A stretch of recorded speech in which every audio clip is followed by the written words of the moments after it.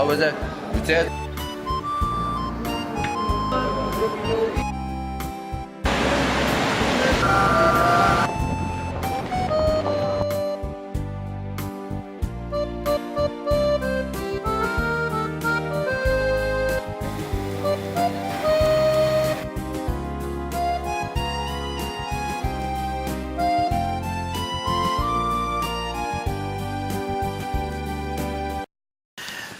Je remercie le docteur Martin pour son introduction et pour m'avoir donné l'occasion d'avoir le plaisir d'être avec vous ce soir. Nous allons traiter d'un thème qui, vous êtes probablement au courant, qui est le désir. C'est un thème qui parle à tous et qui va nous donner l'occasion, puisque je ne sais pas moi faire de grandes conférences magistrales, mais je sais, comme mes maîtres me l'ont appris, étudier nos textes, les textes de notre tradition, de façon la plus exigeante et honnête possible. Donc, un thème qui va nous donner l'occasion de voir ensemble des textes qui vont nous interpeller et qui vont certainement faire émerger beaucoup de questions et susciter en vous des sentiments divers et variés. Mais vous allez voir que, comme toujours, à travers des textes parfois pointus au niveau juridique, à travers des textes parfois délicats au niveau humain, eh bien nous allons mettre à jour la substantifique moelle de ce que les sages ont voulu nous enseigner, et au détour de ces textes-là, nous espérons ensemble, d'ici 2 petites heures, arriver à dire des choses assez concrètes et importantes pour tous. Alors, pour commencer ce sujet, nous allons poser les bases du cours de ce soir en voyant une histoire biblique assez connue, qui est celle que vous avez sur la première page ici. L'histoire de ce que le Talmud appelle le Maaseh Er ve'Onan. L'histoire de Er et de Onan, qui étaient, comme vous le savez peut-être, 2 des fils de Juda, de Yehuda, le fils de Jacob. Un des chefs des 12 tribus. Et alors il leur est arrivé une histoire très particulière. Voilà que Yehuda décide de marier son fils aîné, Er, à une femme dénommée Tamar. C'est là que nous en sommes. Alors soyons clairs, l'interactivité est souhaitée. Vous m'interrompez quand vous voulez, si vous avez besoin d'un mot de traduction, n'hésitez pas un instant. Vayehi, donc je suis au verset Zayin, là-haut, tout en haut de la page. Vayehi Er Bechor Yehuda Ra Be'ene Hashem. Et voici que Er, c'est donc son prénom, l'aîné de Yehuda, de Juda, était mauvais aux yeux de Dieu. Rashi va nous expliquer que il était mauvais pour les mêmes raisons que son frère fut lui aussi à son tour mauvais. On va voir tout de suite pourquoi. Si mauvais que le verset dit Vayemitehu Hashem, Dieu le fit mourir. Ça devait être quand même quelque chose de relativement grave. Alors voyons maintenant l'histoire de son frère.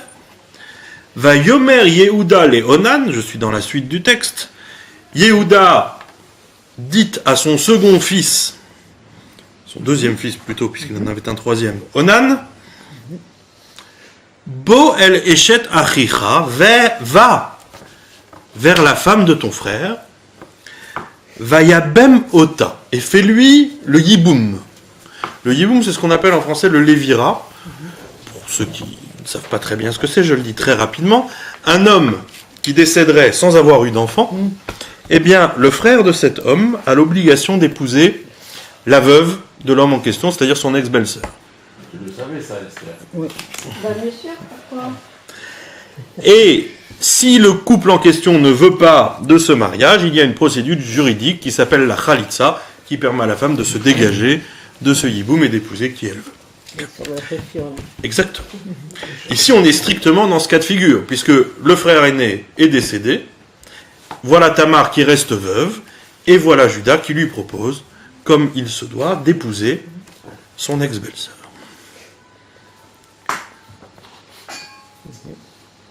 Donc il lui dit, Vayabem Mota, fais-lui le yiboum, fais-lui le lévira, Ve'akem zera le achicha, et ainsi tu maintiendras, tu établiras une descendance pour ton frère. Et alors voilà ce que Onan fait. Va yeda Onan, qui lo iye azara.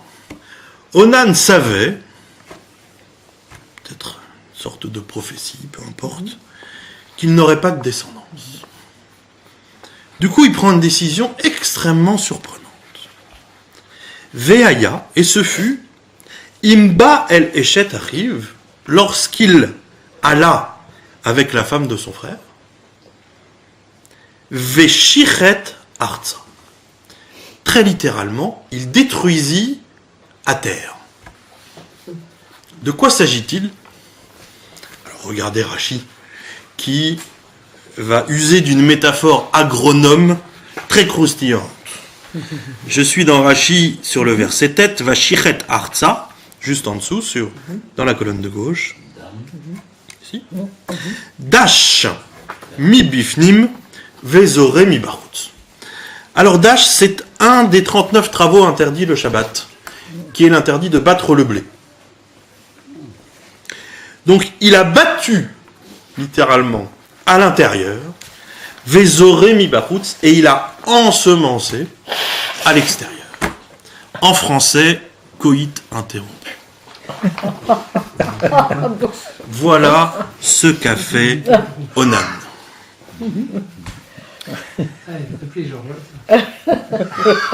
C'est des marques fortes. Comment il a dit? Et alors, Ça le laisse sans Shabbat, pas, ça m'étonne. Veshichet Arza, il a détruit à terre. Il a détruit sa semence, sous-entendu, à terre. Ah, sa semence. Ça, Exactement. ça c'est vert, n'est-ce pas? Absolument. À terre, Ah, la vers la bouche terre. faite, Les Vilti Netan Zera les arrivent sans donner de descendance à son frère. Alors Dieu n'est pas content. Vayera be'ene Hashem asher asa. Et la chose fut mauvaise aux yeux de Dieu, la chose qu'il avait faite. Met Gamoto. Il y en avait deux. Laquelle? Ben, d'une part, le refus de faire une descendance à son frère et le gaspillage de... Du sperme.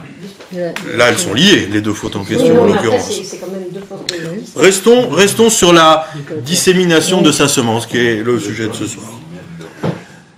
Et du coup, Dieu prend la même décision que pour son frère. Vayamet Gamoto, il le fit mourir, lui aussi. Alors, de ce lui aussi, le Midrash, relayé par Rachid, déduit que à l'autre, il était arrivé exactement la même chose, parce que le verset ne dit pas pourquoi il est mort.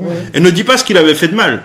Mais comme on dit pour Onan, lui aussi, alors le Midrash nous dit que Er avait fait, par déduction, strictement la même chose, qu'il avait aussi disséminé sa semence à terre, et que c'est pour ça que Dieu le fit mourir. L'on voit donc de là que émettre sa semence en vain est quelque chose qui est considéré par Dieu non seulement comme interdit, comme assourd, mais comme quelque chose de particulièrement grave, puisque ça mérite la mort. D'ailleurs, le Talmud, dans le traité Nida, page 13a, Daf Yud Gimel Amud Aleph, dit très clairement la chose: tout celui qui émet sa semence en vain mérite la mort.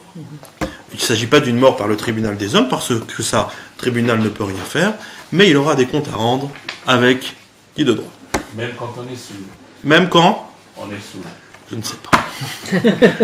Je croyais que quand on était sous, on n'y arrivait pas. Alors, ceci étant posé, c'est le principe que je voulais voir avec vous ce soir, le Maaseh Hervé Onan, que l'on retrouve. Donc c'est une expression consacrée du Talmud pour dire une émission de semences en vin, ce qu'on appelle en hébreu une ashratat zera levatala, c'est le terme talmudique consacré, et c'est donc considéré comme quelque chose de tout à fait interdit, voire de symboliquement grave. Pardon, mais Maasé, souvent j'associe rarement cette expression avec les transgressions. Alors, le Maasé dans le langage talmudique, c'est une histoire qui s'est réellement déroulée. Voilà. Donc c'est l'histoire réelle de Er et de Onan. Nous sommes dans l'idiome talmudique. Absolument, absolument. C'est ce qui est avéré. Absolument. Oui, C'est ce qui, oui, c'est une histoire passée. Ce qu'on appelle dans le langage de l'homme un Maasé Sheaya, une histoire qui s'est réellement passée. Authentique.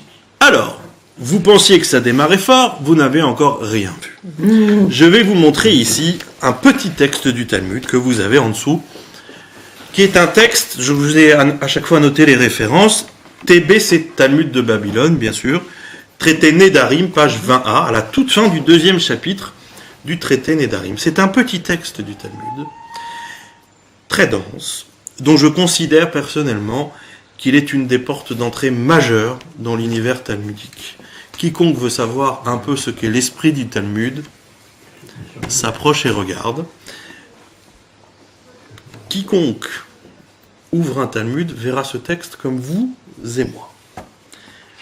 Là, il faut être un peu approché. Après la charrette. Voilà. On commence au dernier mot de la première ligne. Voici l'histoire. Aï de athé les kamé des rabbis. Voici qu'une femme est venue devant Rabbi.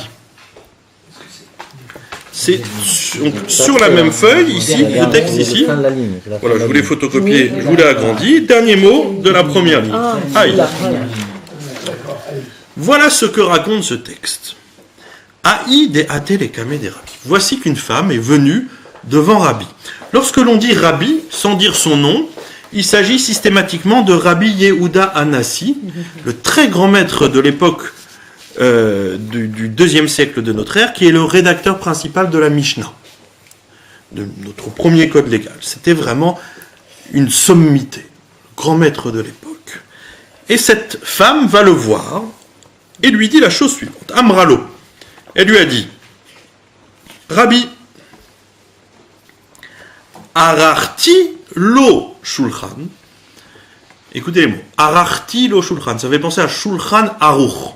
C'est quoi shulchan aruch? La table dressée. Exactement.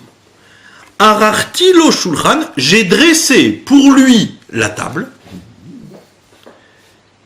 Ve'afacho. Et il l'a renversée. Qu'est-ce que c'est que cette métaphore? La bagarre. Non. À votre bon cœur, dites-moi. Tashmishmita, la même chose. Oui. Alors, expliquez. Pas de langue de bois.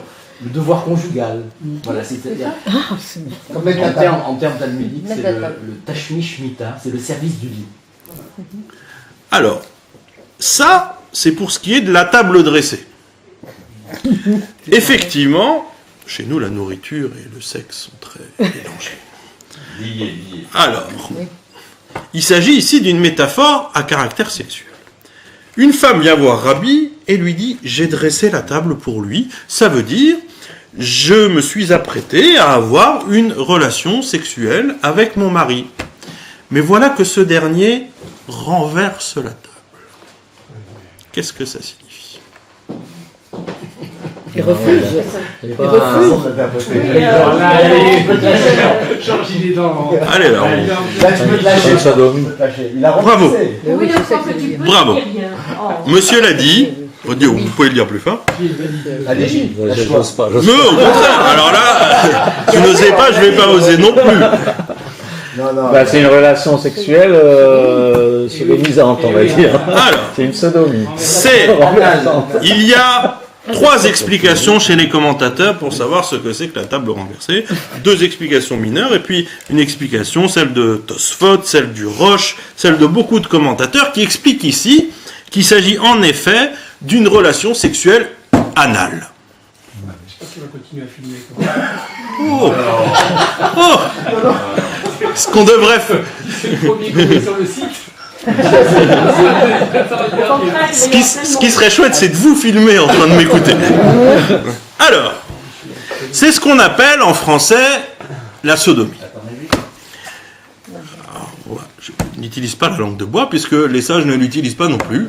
Quiconque ouvre un Talmud trouvera ce texte. C'est un terme que je récuse, le terme sodomie, parce que il est lié à la ville de Sodome, qui dans notre tradition est la ville du mal par excellence. Or, qui vous a dit que la sodomie c'était mal? C'est le sujet de ce soir. Personne. Donc, oublions ce terme sodomie, qui est très mal traduit en français. C'est une relation sexuelle anale. Ce que la Gemara appelle une bia shelo kedarka, c'est-à-dire une façon d'avoir une relation sexuelle qui n'est pas courante, qui n'est pas habituelle. Cette femme vient voir Rabbi Yehuda Hanassi et lui dit « Voilà que mon mari a eu avec moi une relation de cet ordre-là. »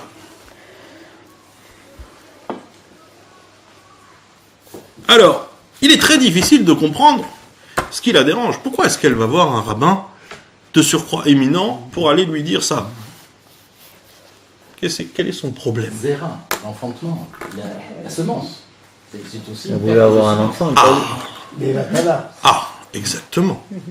Nous sommes face à une situation où le mari a émis sa semence en vain, puisque vous êtes médecin, il y en a peut-être d'autres, je ne crois pas qu'une telle relation puisse être fertile. Gilles. Vous confirmez? Moi qui ai une fistule avec l'eau ibérique. Tout enfance. Alors, c'est une relation stérile. Si c'est une relation stérile, eh bien, ce mari-là n'aurait donc pas dû avoir le droit d'aller avec son épouse de cette façon-là. Il faut demander l'annulation du mariage. Alors, que ce soit bien clair, il ne peut pas s'agir ici d'un problème de consentement de la part de l'épouse. Pourquoi?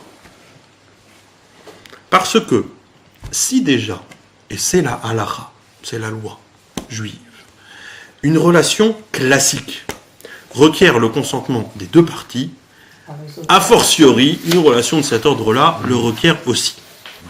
Donc il est exclu que le problème de cette femme puisse avoir été un problème de consentement.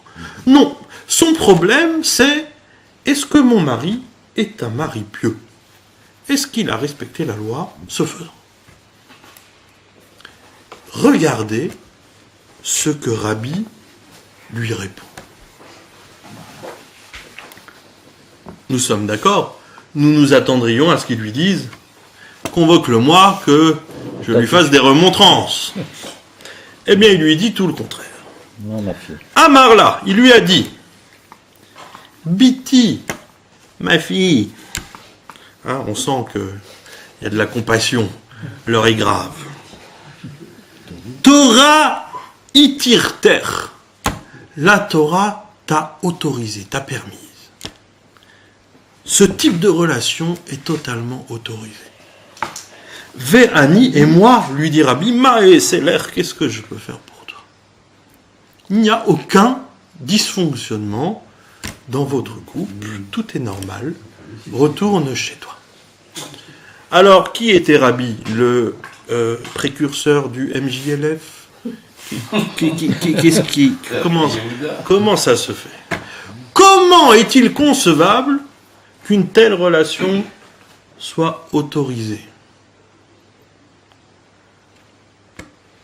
Et je vais vous dire mieux que cela, comme ça on aura terminé avec le sujet, du point de vue de la halakha concrète. Parce que parfois le Talmud discute de certaines choses, mais ça n'est pas l'avis retenu dans le Shulchan Aruch, dans le code de loi de Rabbi Yosef Karo du XVIe siècle, qui fait office de code de loi pour nous aujourd'hui, concrètement. Eh bien concrètement, la chose est autorisée. Avec néanmoins, et là je vous autorise à rire, une grande différence entre les Sfaradim et les Ashkenazim. Oh, là aussi. Non. Eh oui. On le fait debout et faites-vous. Alors, pour les Sfaradim, c'est autorisé, mais sans finir l'acte. Sans ce que la Gemara appelle Gmarbia, la fin de l'acte, parlons français, sans éjaculation. Il faut que l'éjaculation se fasse par les voies classiques.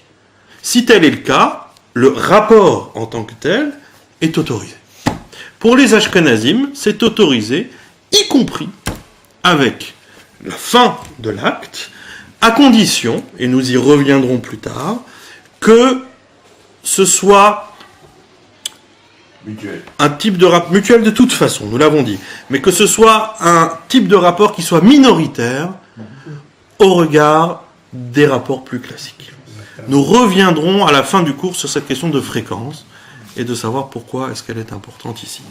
Voilà pour la halakha très concrète. Donc, ça finit de poser notre question. Cette chose-là est totalement permise. Mais comment est-ce possible ? Comment peut-on autoriser une relation qui est indubitablement stérile ? Nous avons vu qu'une émission de semences en vin était gravissime. Parce qu'on a jeté la semence à terre, aussi, c'est pareil. Ça y ressemble en tout cas. Oui. Et Aussi, Qui a dit non ? Moi. Qui a dit non ? Moi. Ah, pourquoi c'est différent ? Et comment dirais-je, et comment vous avez, et où c'est écrit cette différence entre Ashkenaz et Sfarad? Dans le Shulchan Aruch. Dans le Shulchan. Oui, monsieur. Right. Dans le Shulchan Aruch, et vous avez une annotation du Rama, du maître Ashkenaz de l'époque du Shulchan Aruch, de Rabbi Yosef Karo, qui était à Vilna, et qui dit, lui, que pour les Ashkenazim, c'est autorisé sur la base d'un Tosfot, d'un maître du haut Moyen-Âge, que nous verrons tout à l'heure dans le texte. Alors, Petite question. Il serait logique de conclure donc que toutes les autres déviations qui constituent... ne me dites pas déviation, puisque c'est permis. Oui, c'est permis. Toutes les autres pratiques sexuelles. Oui, toutes les autres pratiques qui dévient à des rapports classiques, Oui. qui sont autres, comme on peut traiter du jeu sexuel ou du jeu érotique, sont autorisés parce que ceci me semble plus extrême que, par exemple, les autres façons. Mais on arrive dans cette logique, dans un scénario où il y a ce qu'on peut appeler normalement la masturbation de l'homme par la femme, qui serait le même scénario que le départ dans le Torah. Donc, c'est une question extrêmement judicieuse.